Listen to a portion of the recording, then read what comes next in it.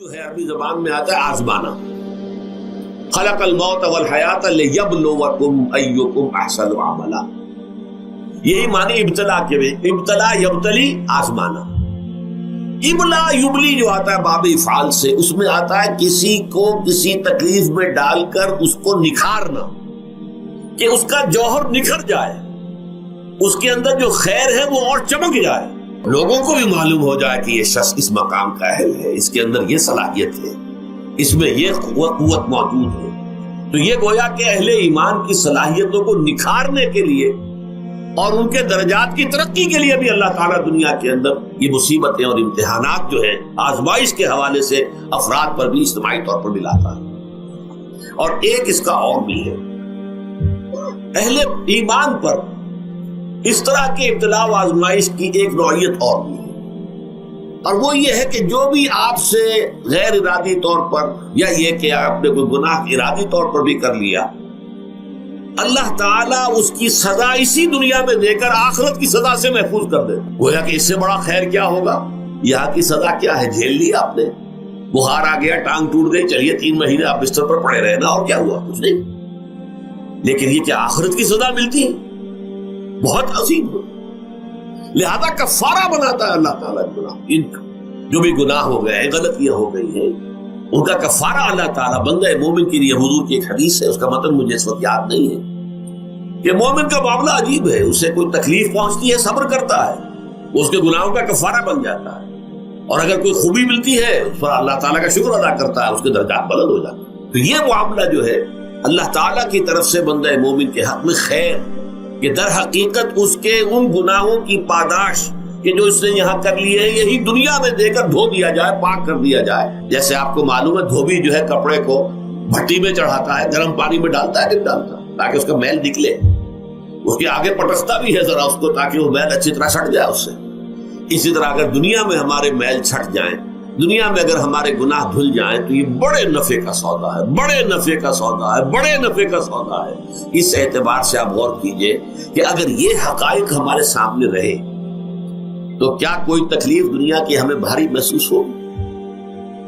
ہمیں تو بتایا یہ گیا ہے کہ عسیٰ ان تکرہوا شیئا وہو خیر لکم وعسیٰ ان تحبوا شیئا وہو شر لکم واللہ یعلم وانتم لا تعلمون. ہو سکتا ہے کہ تم کسی چیز کو ناپسند کرو, ذرا آنے کہ اسی میں تمہارے لیے خیر ہے, تمہیں نہیں پتا. اور ہو سکتا ہے تم کسی چیز کو پسند کرو, ذرا آنے کہ اس میں تمہارا شر ہے, لیکن تمہیں نہیں معلوم. اللہ یعلم وانتم لا تعلمون, اللہ جانتا ہے تم نہیں جانتے. اس حوالے سے سبردم بتو مایا خیش را خدانی حساب کم و بیش را. اے اللہ, اس کو کہتے ہیں تفویض. یہ سورہ تغابن کے درس میں یہ تمام مضامین تفصیل سے آتے ہیں کہ ایمان کے جو باطنی ثمرات ہیں اس میں سب سے پہلے مقام رضا ہے, پھر تفویض, توکل ہے. آپ محنت کر رہے ہیں, محنت کر رہے ہیں, محنت کر رہے ہیں, نتیجہ نہیں نکلا. ایک نتیجہ یہ نکلے, ایک بچے نے بہت محنت کی, دن رات کام کیا, فیل ہو گیا امتحان. اب صدمے سے کمر ٹوٹ سکتی ہے اس کی, لیکن نہیں, ہو سکتا ہے کہ اللہ تعالیٰ نے اسی میں میرے لیے خیر رکھی, اس لیے کہ ہماری محنت سے کچھ نہیں ہوگا, ہمارے مادی وسائل سے کچھ نہیں ہوگا, ہوگا اللہ کے اذن سے, اللہ کی مرضی سے, اللہ کی مشیت سے. یہ ہمارے لیے خاص طور پر اس اعتبار سے بہت اہم نکتہ ہے. ہم سب راہ حق کے مسافر ہیں, اپنے اپنے بس پڑتے محنت کر رہے ہیں, وقت بھی صرف کر رہے ہیں, مال بھی صرف کر رہے ہیں, محنت کر رہے ہیں, مشقت کر رہے ہیں. لیکن فرض کیجئے جیسا کہ ہے, پھر واقع فرض کیا کیجئے, وہ تو واقع سامنے کی بات ہے, نتائج نکلتے نظر نہیں آ رہے, قدم نہیں بڑھ رہے, ہماری طرف لوگوں کا رجوع عام نہیں ہے. ٹھیک ہے, اس پر قطعاً بدل ہونے کی بات نہیں, یہ اللہ تعالیٰ کی مشیت میں ہوگا, جب وہ چاہے گا تب ہوگا. ہمارا کام یہ کہ اپنا فرض ادا کیے چلے جائیں بس, اور نتیجے سے بالکل ذہن کو اپنے منقطع کر لیں, ذہن کا کوئی تعلق آپ کے نتیجے کے ساتھ نہ رہے. یہ جب تک کیفیت ہماری نہیں ہوگی, ہم اس راہ پر استقامت اور مدام اس پر محنت اور جد و جہد کرنا جو ہے وہ ہمارے لیے ممکن نہیں رہے گا. اس کے لیے میں اگر آپ کے سامنے رکھوں معاملہ کہ حضور صلی اللہ علیہ وسلم کے جو پہلے 10 برس ہیں, جب سے آپ کو آغاز ہوا ہے وحی کا, اس کے بعد سے پہلے 10 برس دن رات کی محنت، شدید مشقت، یہاں تک کہ اللہ بھی روک رہا ہے نبی آپ اپنے آپ کو ہلاک کر لیں گے، لعلک باخع نفسک الا یکونوا مؤمنین، کیا آپ اپنے آپ کو اس صدمے میں ہلاک کر لیں گے؟ یہ مان نہیں لا رہے، اس قدر صدمہ۔ لیکن اس کے ساتھ یہ ہے، یہ نہیں ہے کہ نتیجہ نہیں نکل رہا تو کام چھوڑ کے بیٹھ جائے، نہیں، معاذ اللہ معاذ اللہ۔ نتیجہ نہ نکلے تو حضرت نوح علیہ السلام کی عمر بھی اگر حضور کی ہوتی 950 برس بھی حضور دعوت دیتے تھے، آپ کا کام تھا، آپ کا فرض تھا۔ حضرت نوح علیہ السلام بھی تو آخر اللہ کے ایک بندے تھے، اللہ کے رسول تھے، 950 برس تک دعوت دی۔ وَلَبِثَ فِيهِمْ أَلْفَ سَنَةٍ إِلَّا 50 عَامًا، یہ تو ہم مانتے ہی نا، اگر قرآن کے اندر نص قطعی صریح الفاظ نہ ہوتے کہ 950 برس تک رہے، ورنہ یہ بات سمجھ سے بالا تر ہے۔ عام طور پر معلوم ہوتا ہے کہ اس دور میں ابھی عمر زیادہ تھی لوگ۔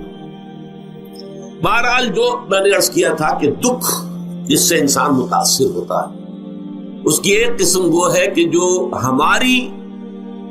ہمارے ارادہ اور اختیار سے باہر، اللہ کی مشیت سے، اللہ کے اذن سے، اللہ کی مرضی سے آتا ہے، اس کے لیے ہمارا کام صرف برداشت ہے۔ جو شے بھی ہمیں برداشت کی صلاحیت عطا کر دے وہی اس کا علاج ہے۔ جیسے آپ کو معلوم ہے کہ بخار بہت تیز چڑھا ہوا ہے، اس کی دوا نہیں ہے اسپرین یا کوئی اور پیراسیٹامول، بخار کی شدت کو کم کر دے، وہ کوئی علاج نہیں ہے۔ علاج تو ہوگا اگر معلوم ہو کہ کون سے جراثیم ہے، کس کی وجہ سے ہے، اس کا صحیح اینٹی بایوٹک کون سا ہے، وہ علاج ہوگا۔ یہ علاج نہیں ہے، لیکن اس کی شدت کی کمی اور اس کے اندر جو احساس ہے جھیل جانے کا، وہ انسان کے لیے آسان ہو جاتا ہے۔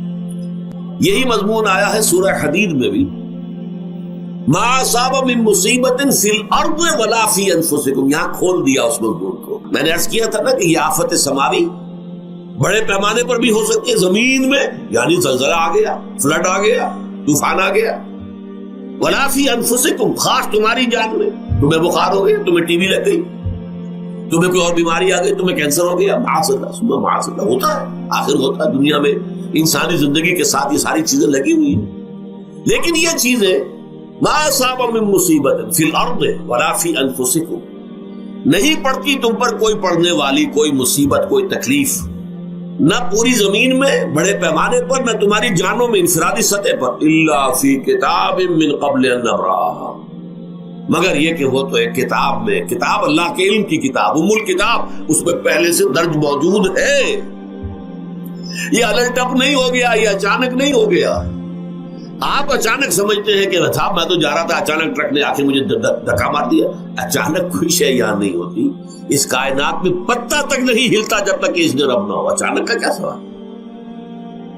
در حقیقت جو ہوتا ہے وہ اللہ تعالیٰ کے علم میں پہلے سے ہے، علم میں کامل، ما کان وما یکون، جو کچھ ہوا جو کچھ ہوگا، مستقبل، ماضی، کل کا کل، آنے واحد میں اللہ کے علم میں موجود ہے۔ لہذا یہاں اچانک کچھ نہیں ہوتا، جو بھی آیا ہے اللہ کے علم سے آیا، اور یہ پہلے سے اللہ کے علم کے اندر موجود تھا، لکھا ہوا تھا، الا فی کتاب من قبل ان نبرأھا ان ذلک علی اللہ یسیر۔ یہ تمہیں تو مشکل نظر آئے گا لیکن اللہ پر بڑا آسان ہے، اللہ کا علم کامل، ما کانا ما یکون کو حاوی ہے۔ لِکَیْ لَا تَأْسَوْا عَلَىٰ مَا فَاتَکُم، تاکہ تم افسوس نہ کیا کرو ان چیزوں پر جو تم سے چھوٹ جائیں، جاتی رہے، چھن جائیں۔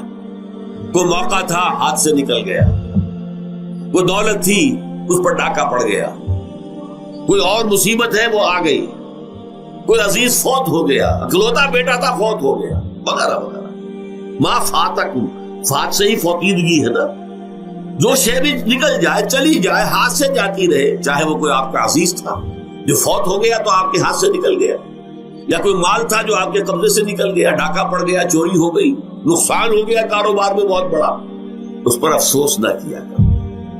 اگر افسوس کرو گے تو اس کا مطلب کیا ہوگا کہ تمہیں اللہ پر اعتماد نہیں ہے، یا تم سمجھتے ہو کہ اللہ کے سوا بھی کوئی ہے جو یہ کام کر سکتا۔ کائنات میں تو ایک ہی کی مرضی چلتی ہے، وہ ہے اللہ۔